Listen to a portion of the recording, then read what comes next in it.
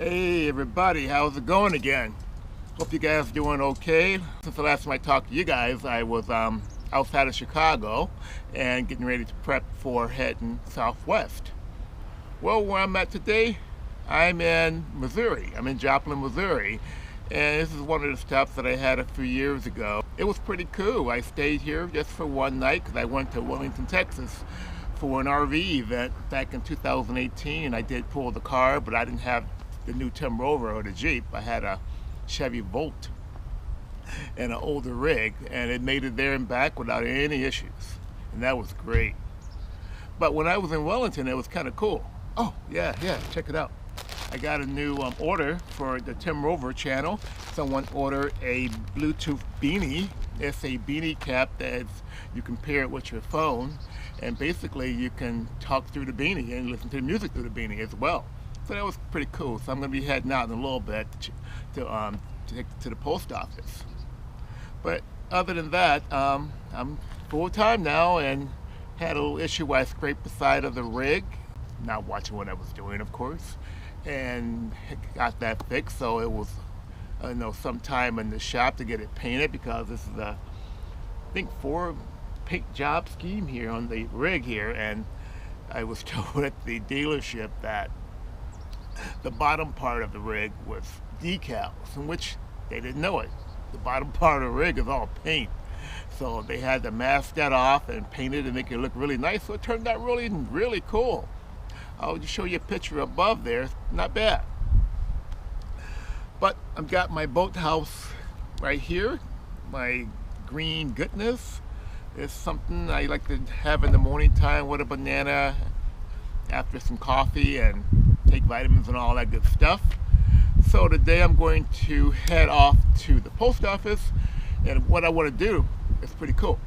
When I was in Wellington, Texas, I was at the Wellington Museum, and I kind of got fascinated with Bonnie and Clyde back in the day, because to watch the movie, the Bonnie and Clyde movie they had where they ran around robbing banks and all that crazy stuff. But what fascinated me is that Bonnie and Clyde was little bitty people. They were little. Maybe they were 4 feet tall, 100 pounds wet. I couldn't believe it. I'm like, these two little folks running around with guns and shooting people. It's just crazy. But they got caught. But in Wellington, at the museum, Bonnie and Clyde, rather, they lost some of their stuff. Bonnie lost her glove, and Clyde lost his belt clip, and that was kind of fascinating. When I saw the glove for Bonnie, it was just a tiny glove, like it shrunk over time or something, and just couldn't believe it. Well, here in Joplin, Missouri, is that they had a hideout, and they hid, I guess, from Joplin, head out to Oklahoma, then Texas, and I guess God knows wherever else, until they got caught. And this hideout was, it's interesting because it was a hideout that I think is now an Airbnb, but it's like a garage with a apartment on top. So what I'm going to do is I'm going to head to the post office and drop this off and get that delivered, and from there I'm going to head out to the house where they hid out, just to see it, what's going on, just to see. I saw it, rather. They have a storyboard, and I thought that was pretty cool. So, without further ado, let's head over to the post office, and I'm going to show you guys this Bonnie house and Bonnie and Clyde hideout. Hopefully I can find that video. I'll put it in the description below. You guys can check it out. When I was at the Wellington Museum showing the Bonnie glove. But you guys, let's go, let's check it out, and we're back on the road again. Come on, let's go.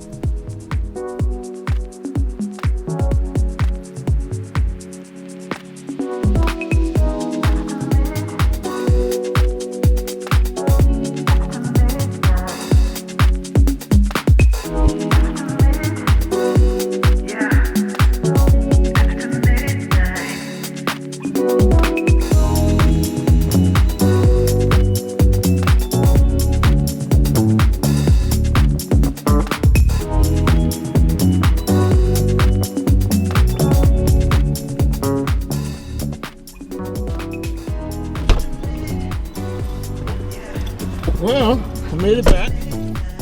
So now, what I'm gonna do, we're gonna go check out the Bonnie and Clyde Hideout. Just gonna check it out. Pretty cool. Let's go.